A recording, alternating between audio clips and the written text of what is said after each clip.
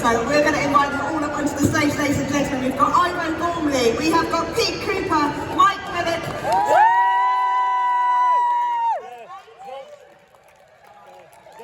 Don't scare him.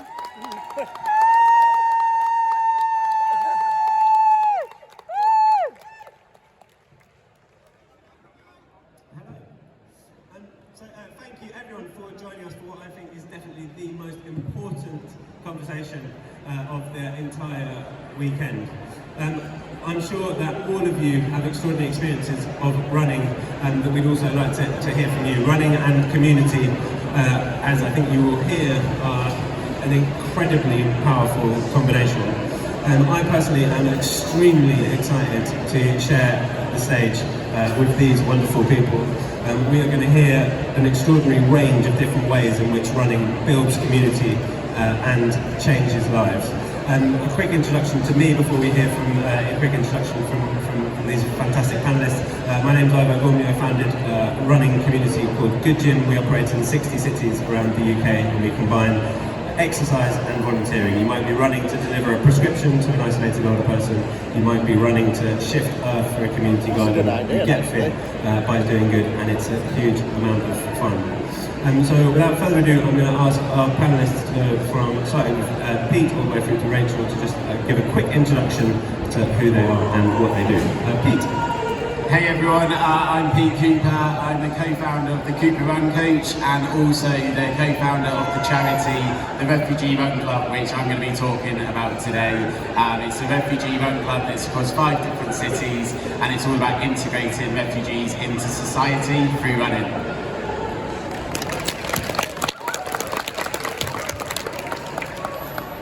Hello everyone.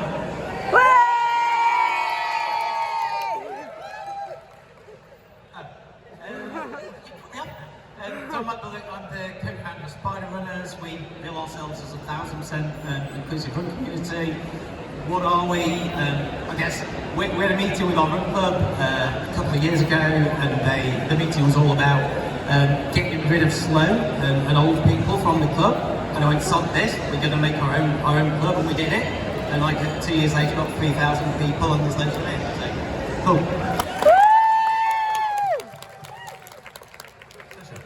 Hi everyone, I'm Tasha Thompson and I'm the founder of Black Girls Do Run UK.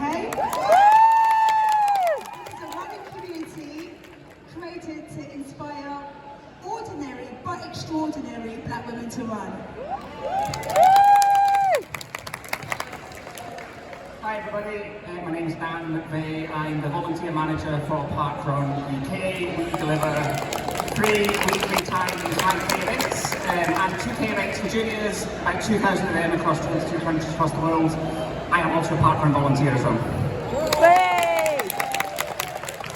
Hi everyone, my name's Rachel. I'm communications manager for Trash Free Trails. We're a community of runners, riders and roamers on a mission to reconnect people with nature through the simple yet meaningful act of removing what we call single-use pollution, you might know it as litter, from trails and wild places.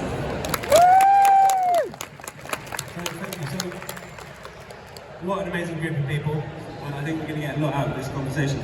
Firstly, I'd like to ask you, why is community important? I mean, we've got Netflix now. Why do we need community? What does community mean to you, and why bother?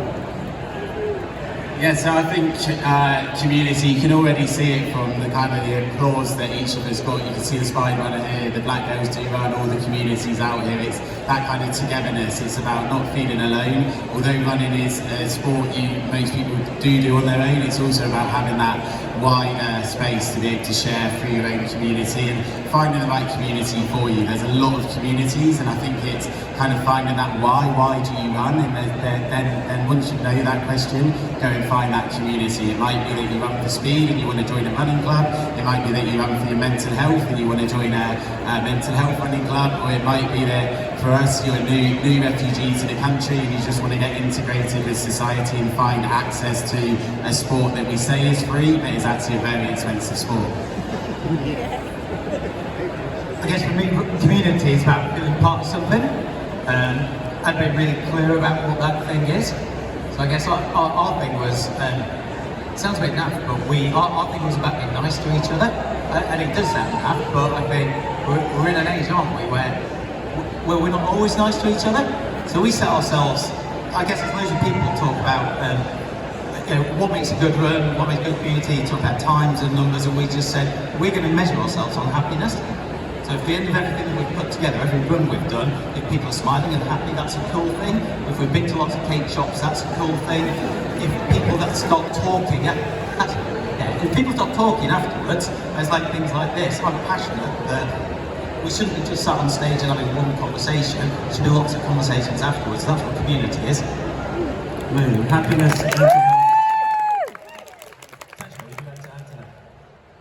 Community is life. It's what binds us together, it's what keeps us together, and although we are all part of the running community, it's so much more than running. It's there for us to support each other, to laugh with each other, to cry with each other, and it means everything to me, and it means everything to all of you. That's why you're here.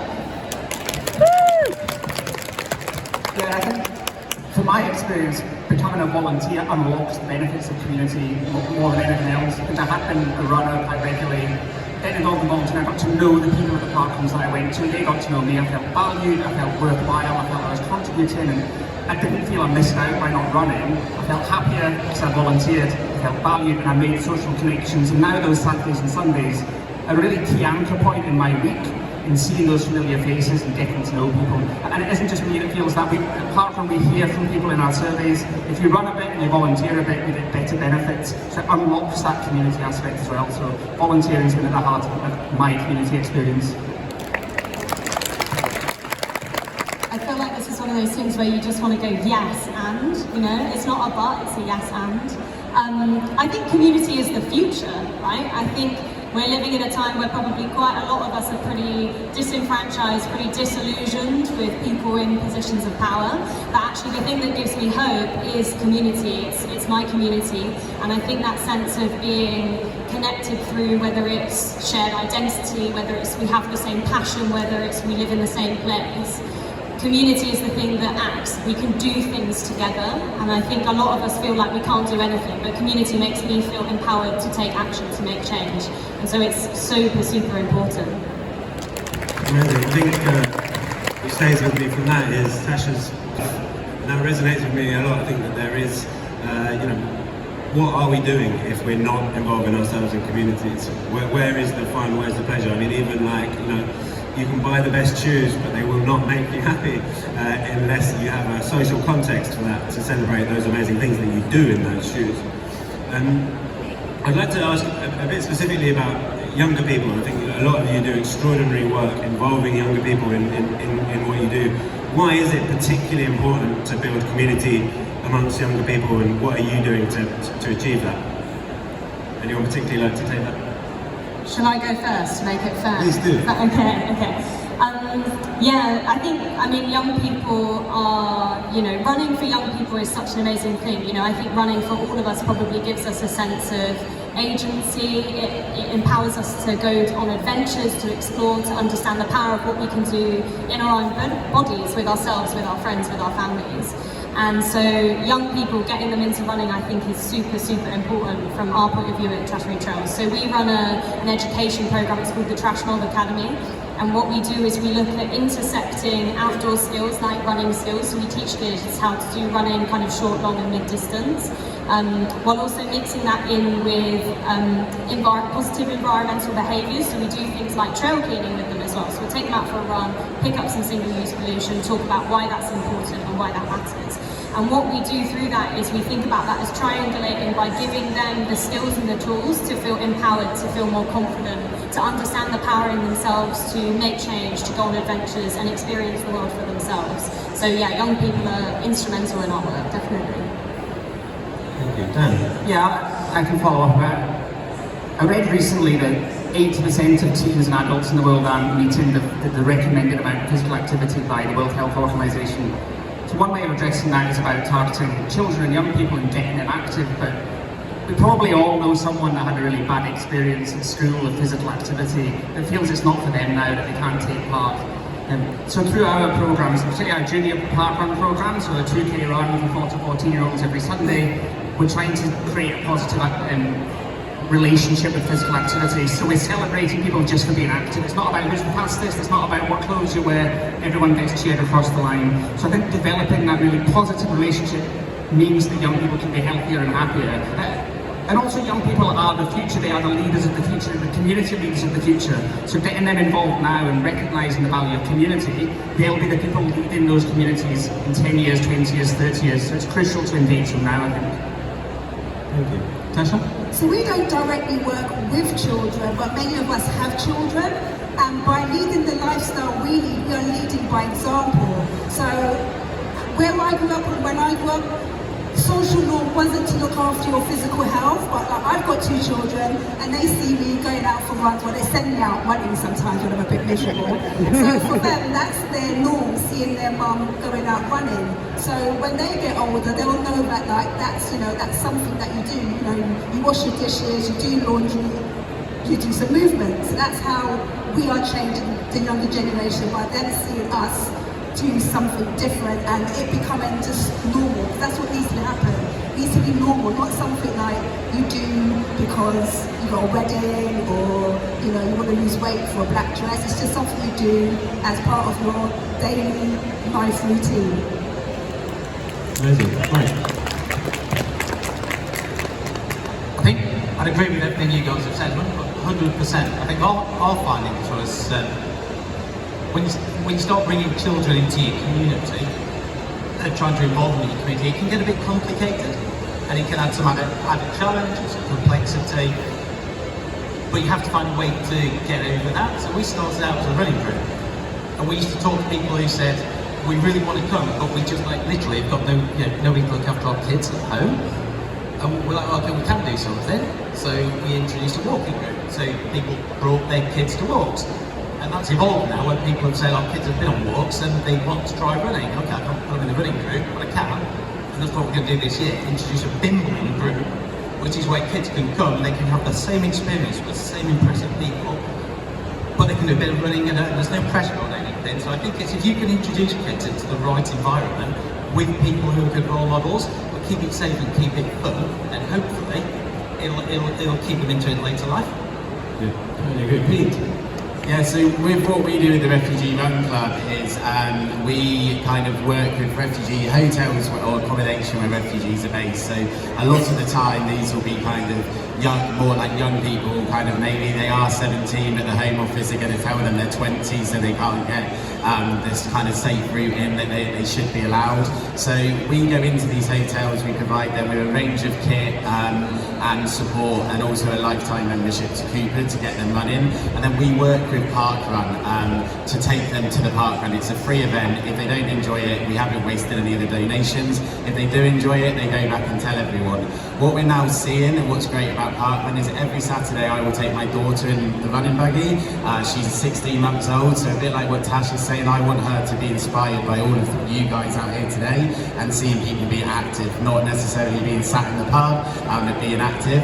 And then we see that with the refugees. So a lot of the refugees will come down and then their family might be able to get over, or maybe their family's staying in the hotel. And what's now happening is the families are coming all together. They might not all run, but they stay for the cake and the coffee after. They might volunteer, they start volunteering with the locals. And then that really integrates them into society, which is the most important thing for the refugees. But finally, what we're now seeing is the Crystal Palace one, which I support with. We're seeing kids bringing their parents because the adults are coming back with medals from races. Like you can see here, these refugees here were the first ever female refugees to be on the front page of Women's Running, and they ran the Vitality 10K. They're Iranian ladies in Iran, they're not allowed to run. They came back and said, look at these medals, and then all of the younger girls, they were inspired by that, and now they're all coming to the parkrun. So gradually we're inspiring the kids, but not through the power of running ourselves, it's through the refugees taking that risk and going and integrating into that corridor of uncertainty, and then bringing back, and we're now seeing those kids coming down, and it's a really beautiful thing. Amazing. It's fantastic seeing the connection between the organisations as well, and that parkrun playing that role in a different type of journey that's coming through with the work that you're doing. Also interesting something Rachel said about community being the future, and I think if you're here, you probably strongly believe that is the case, that's what we need, and we need more of it. I'm also interested that why community isn't necessarily winning. If you think about it, the opposite of community is potentially loneliness.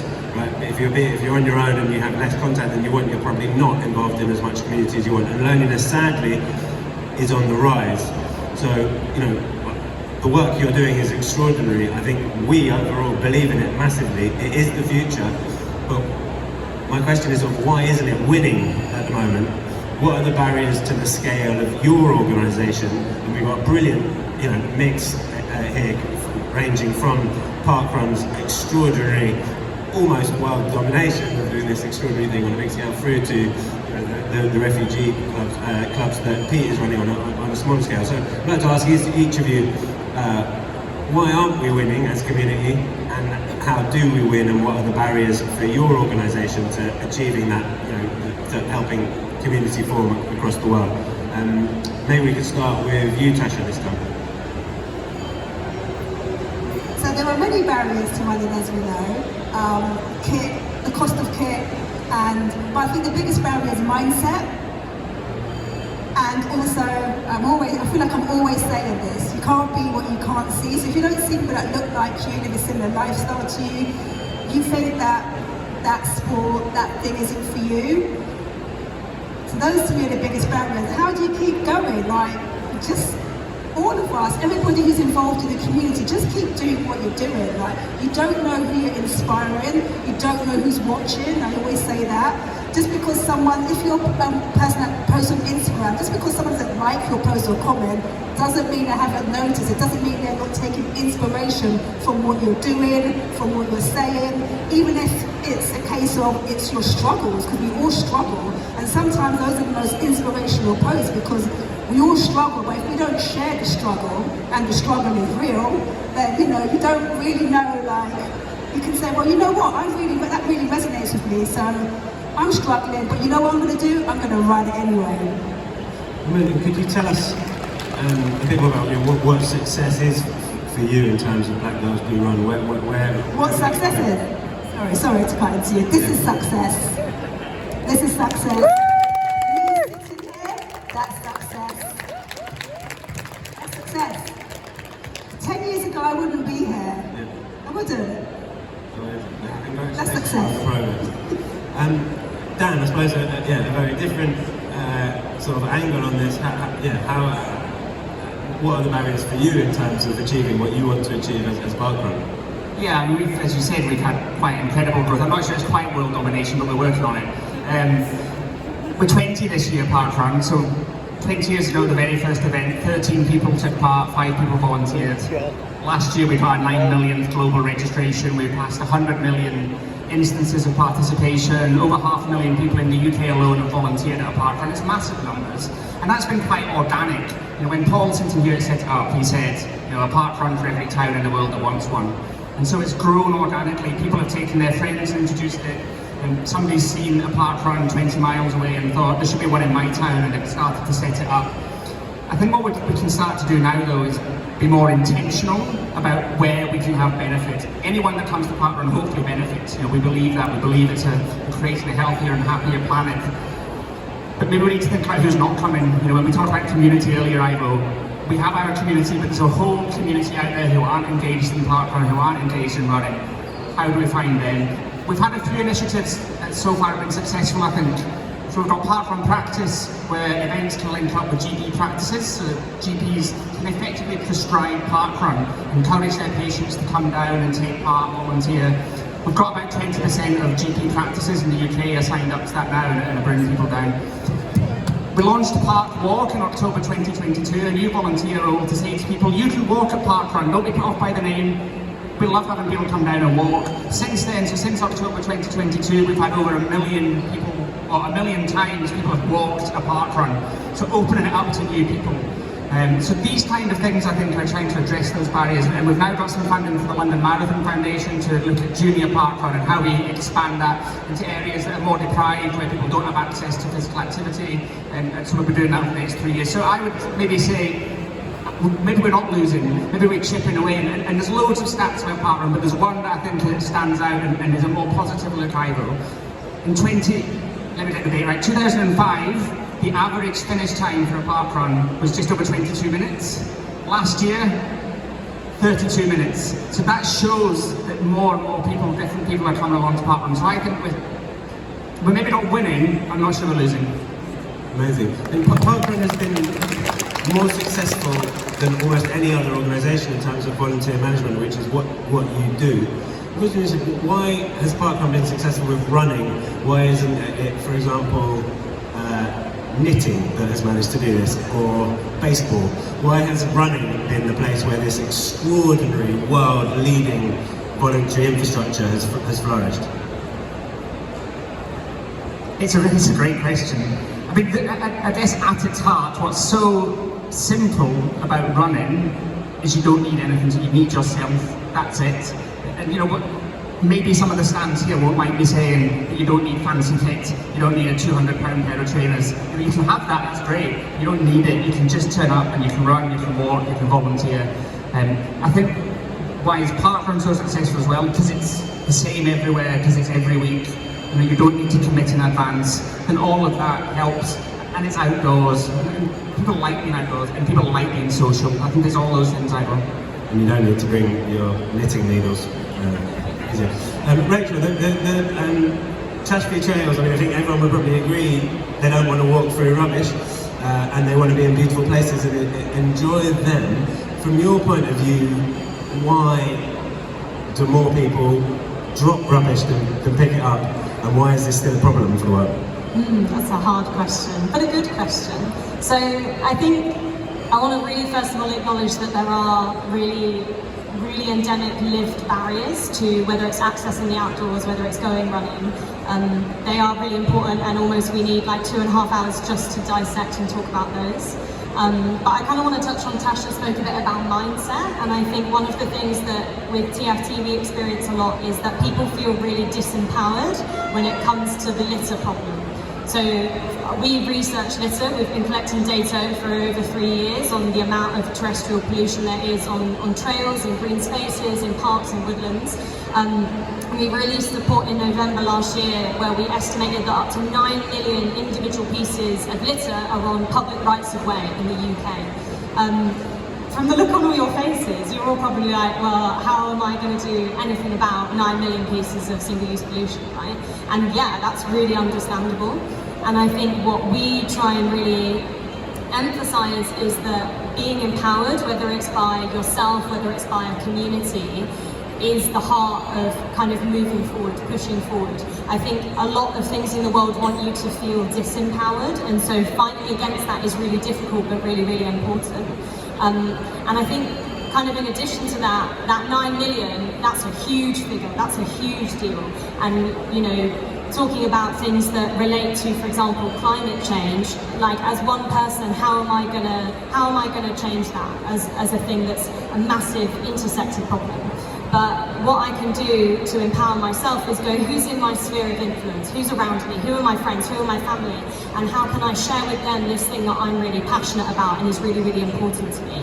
So an example of that would be to say that today I'm here in front of all of you, and something that I want to share is that from the research we've done, the brand Science and Sport, who sponsor the stage, they're the 15th brand that we find on trails. They're the 15th most common brand we find on UK trails. And I don't say that here to point a finger, I say that to share that information in a compassionate way and say, you know, Science and Sport, let's have a conversation, but also for everyone here, take that information with you.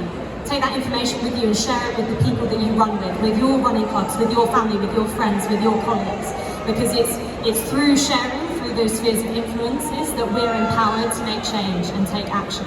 So I think that would kind of be my first port of call. Cool, so hopefully we're all in Rachel's sphere of influence and we are going to pick up more rubbish.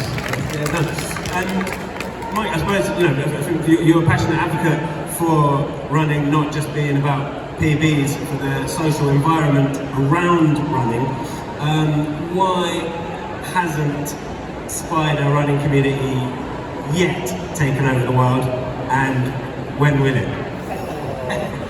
Whenever I sit and talk to Susan, who's our Coopah co-founder, always does the same three things. It's like it's funding, it's exposure, and time. And I guess there isn't a lot of funding around, and you know, whilst I might like to think it's free to organise and run a community, it's not. But it's solvable if you're a little bit like clever about how you go about it. So we reach out to loads of different brands, loads of different run clubs, and say, what can we do together and how can you help us? You know, we go to, we have loads of cake shops. Pigs like a running thing with us. We go to loads of cake shops and say, give us 50 free cakes and we'll bring a load of runners there. And all of a sudden people come on our runs. So you have to be clever about you still do what you want to do without money.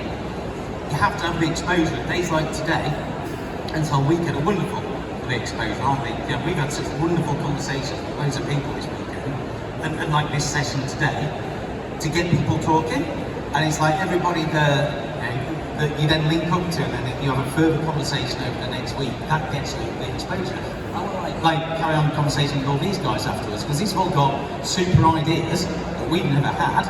And you know, some run clubs are like really tribal, and they go, I'm ex-run club, you can't talk to each other. That's stupid, isn't it, really? It's like, you know, you only solve things in life by collaboration. And it's like, I want to know what Pete's doing. And I want to learn from it. And I want to show you what we're doing. So I think it's like, that exposure thing is sortable, but it's not easy. And the other thing I would say is time. But I think, you know, most of us have got day jobs, and it takes a lot of work and a lot of time to sort out communities. And I guess our simple solution is to bring people in, bring the right people in to help us. And that might be people that work with Inspire Runners. It might be we've reached out to quite a few different run clubs to say, you know, we want to run in Yorkshire. And the time that would take me to go and recce runs and sort venues out in Yorkshire, it's not going to happen. But if you reach out to the right run clubs in Yorkshire, why am I picking Yorkshire? But it could be anywhere, couldn't it? But if you reach out to those people and say, hey guys, like, you know, let's do this together, then all of a sudden these things are solvable. It's like most things in life, anything's got a solution, but you've got to talk and think a bit broader about it. Thank you, Mike. I think we're hearing a lot about collaboration and also about time, and that actually if all of us are doing a little bit, that can add up to a lot. Pete, and in terms of the Refugee Run Club, what's going to help that to grow? What are your plans for taking that forward? Yeah, I think really just to echo what everyone said, there's something clear that's come through it. It's funding and time. So what we need is volunteers. And what I love about parkrun, and I find so inspiring about parkrun, is how do you get all these volunteers turning up every Saturday at 9 AM, and 50% of them are like, I hate running, but they want to be part of that running community, and then next week or a year later they're running. And that's so inspiring, is you're getting people to volunteer, and maybe they're lonely at home, as you mentioned earlier, and you're getting them down. So for us, it's really, my dream is to have a refugee run club at every single parkrun in the UK. I won't go world yet, we'll go UK, we need to sort a lot out in the UK. But for us, it's definitely is that time, that volunteers. We get so many people who send us kit, but then there's holes in the shoes. Would you go out and run with holes in your shoes? Like, don't marginalise the refugees. Like, if you're going to send stuff, make sure it's up to running kind of equivalent. So that then takes my time. Then I need to go and bin all of those, or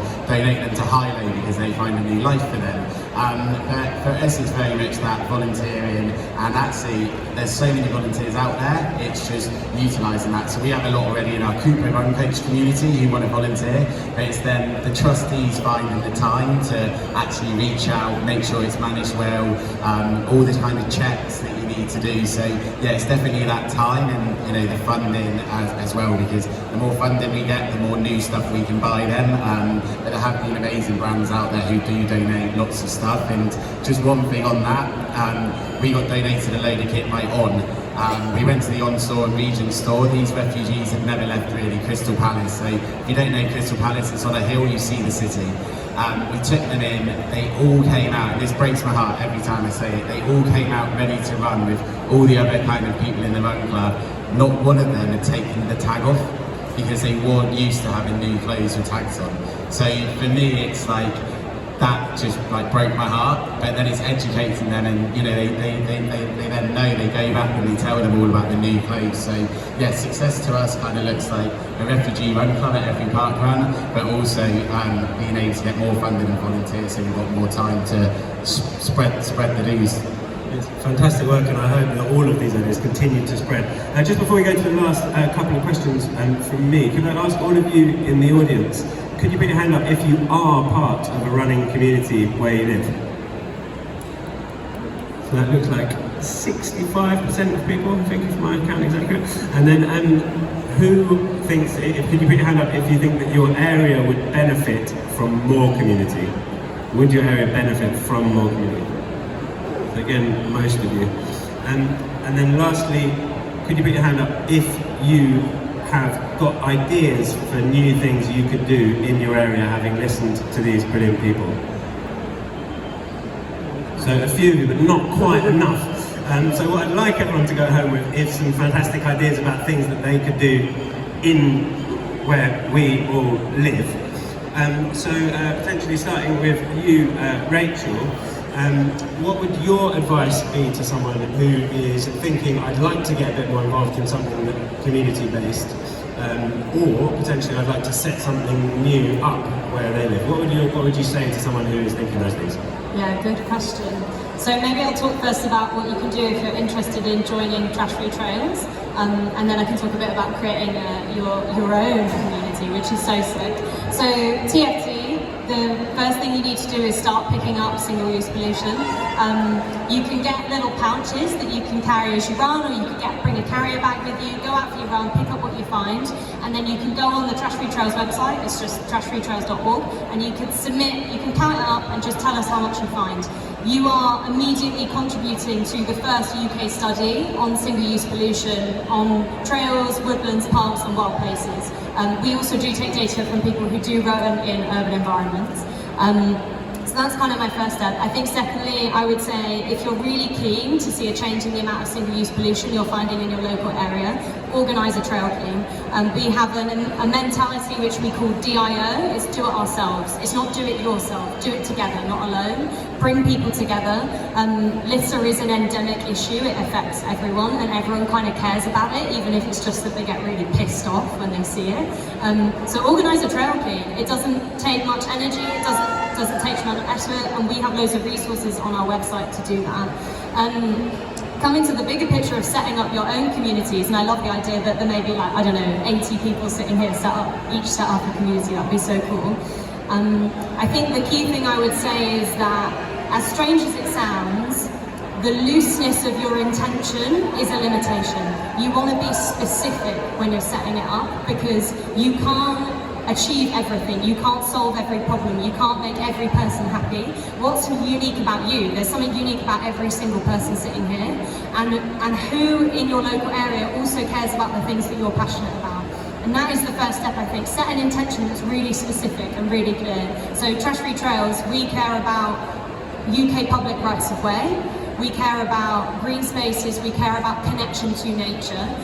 We often say we're not a climate change organisation, as confusing as that might be. So be specific with your intention, and I think from there it will just grow and grow and grow. Amazing, thank you, Rachel. Pete, how do we build new communities or get involved in existing communities? So I think I started earlier about finding your why for running. I'm sure every single one of you has a why here for running, and then maybe that's your community. Maybe you just want to find one person in your local community to run with. Not every community has to be nationwide, massive. It can just be in your local village. It could be finding someone with loneliness and you know that they live by themselves and telling them let's go for a run. It could be someone who you haven't heard from for a while. Maybe they're struggling mentally. Reach out to them and say, do you want to go for a run? And then it could grow that way. So I think it's very much about finding your why if you want to set up your own community, and then following that passion. And very much what Ray says, if you're passionate about it, you're going to grow it naturally. I think we can all sit here and say we don't spend 20 hours on weekends working on this or in all of our spare time because we just do it. We do it because we're passionate about it. And so you need to make sure that you're passionate. And then the other side is, not everybody wants to do their own thing. So like Ivo says, is there's other stuff that you want to do, and that's then joining GoodGym. Like, it's absolutely incredible what you can do. You can literally go on, reach out to a local GoodGym, and then go and do a good deed. Like, that's pretty cool, isn't it? Like, you go out, you help deliver some a newspaper for a local person who maybe can't make it to their shops or something like that. Like, I find that really cool. So there's so many communities out there that you can also get involved with, and I think most people are. But you know, just there's lots you can do. Thank you, Pete. And Dan? Yeah, I mean, I totally echo what Pete said there about getting involved in the existing community. If you are sitting here though and thinking, my community could really do with a parkrun or a junior parkrun, there's three things you need. You need some volunteers that are going to keep it sustainable. You need a place to hold it. You need a little bit of funding. We can support you through the process. If you have been inspired to think about setting up a parkrun, get in touch with us and we can help you with that. But I totally agree, Pete. Not, you know, the other people on this panel are really impressive people that have set things up. Not everyone feels able to do that. If I was sitting in the audience, I wouldn't. I got involved in a junior parkrun. The people in the high vis, I need something to shout out a little bit. The Kennington Junior Parkrun, okay?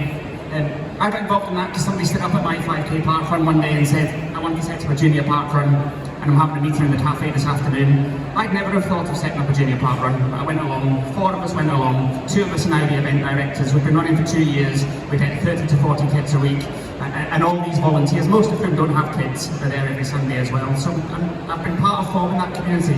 I wouldn't have had the wherewithal to do it myself. So just get involved in volunteering. If you're not sure what you want to do, speak to your local team, check us out online. We've got videos about all the different roles, or just go and try something. But step out of your comfort zone and try it, because the benefits are so great for you and for other people around that you really won't regret it. Give it a go. Mike? Setting up communities, we got it wrong to start with. So I can start again with what I do, so I guess what we do now. 3 bits of paper and a marker pen. First bit of paper, what your beliefs are, what your values are, what you really care about, stick to it. Be prepared to pivot if you need to, if something new comes along, but make sure everybody's really clear what you're about. Second bit of paper is a list of things that are achievable and within your limits. Put that in a drawer and ignore it for a bit. Make a really nice list of this on the third bit of paper, the things you really want to do. You've got absolutely zero idea how to do them. They're the things you absolutely care passionately about, but they're a bit scary. And I think, if I look at what we did then, we took the middle list and said, what are real limitations? It's about numbers of coaches and stuff like that. How do I do it? We brought on more coaches and stuff like that. So those things in the middle are, I guess, a bit boring, but really important. And the things in the really exciting bits on the third bit of paper, who knows how to do it? The only way to get those done is ask people. Somebody's an expert on all those things. You know, someone's an expert on I need to have a treasurer or something. I don't do it, but somebody out there is an accountant can help me. So it's ask. Ask one of us. Ask one of the people in the audience. But don't give up on that third bit. Because the thing that makes our communities really so special and will keep people joining them is if you've got a really good balance and you've got loads of those really aspirational things happening. Keep it going, keep talking. Tasha? The hardest thing is to start. So start small, use what you have, ask questions, and be consistent. And not only know your why for running, but know your why for why you want to start a community. What do you need from that community? If you start with that, then you're going to tap into someone that needs that too. And you know, the biggest thing I could say is do it from your heart and lead with love. What a brilliant way to end that question. I hope that you all have got some extremely practical things that you could do now to increase community in your area, whether that is just bringing someone along to a run that you're doing, whether that is setting something up extraordinary that you have written down on a piece of paper, whether it is wanting to bring parkrun to where you live, or whether it is just going with a group of friends and picking up some single-use plastic from a place that you run. And we wanted to, all of us, ask if there's any experiences that any of you would like to share, a community that you've built or something that you've been part of that you think that this audience would like to benefit from listening. Got someone here. Spider Run is an autistic-friendly club that I belong to, and I started running since after I left the hospital in Bradford in 2023, and Spidey Mike helped me to start running again and also stop volunteering with parkrun. Furthermore, I really enjoy doing parkruns to keep myself happy and end my mental stigma.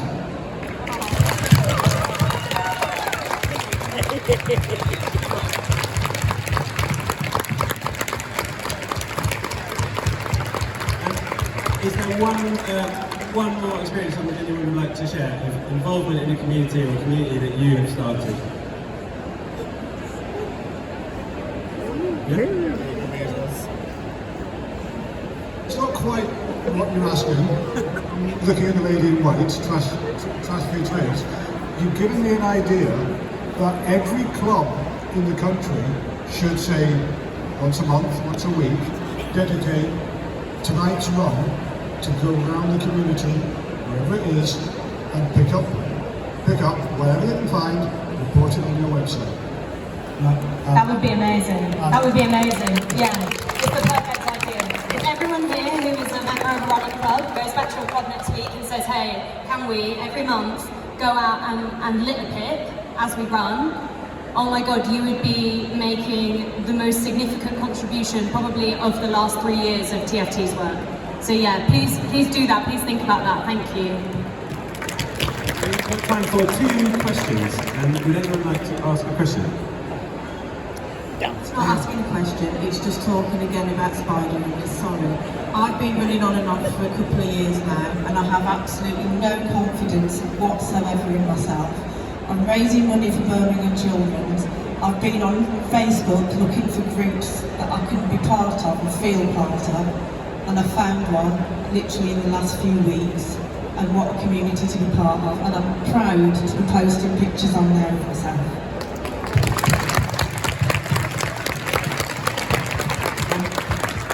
Final question from anyone? Yeah, fantastic. This isn't really a question. He involved Kate as well. Because when I was under 11, I had to run with a responsible adult. I had to run with this man named Matt, and he's like pushed me through everything, and now I hold the JM10 record at Whitton.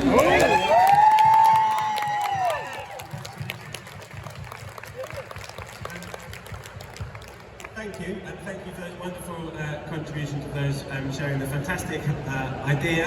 And I think if that is something that everyone here can take back to their communities, that will happen once a month, I think it is, picking up rubbish in the communities that we operate in. If we can be inspired by the younger generation getting involved in parkrun and keep this collaboration going, I think that will literally change the world. I think we are at a time where we desperately need community. I think, as Tasha said, community is life. Those interactions between each other are the things that we will remember when we're at the end of our lives. They're the things that make life worth living. They're our most exciting times, they're our most fun times, they are the most important thing, and yet we ignore it. If all of us go and disappear into the metaverse and into AI, human life will not be worth living. What you are all doing, what these wonderful people are making happen, has to be our future. It has been absolutely fantastic and an honour to share the stage with these fantastic people. Can we give them a huge round of applause?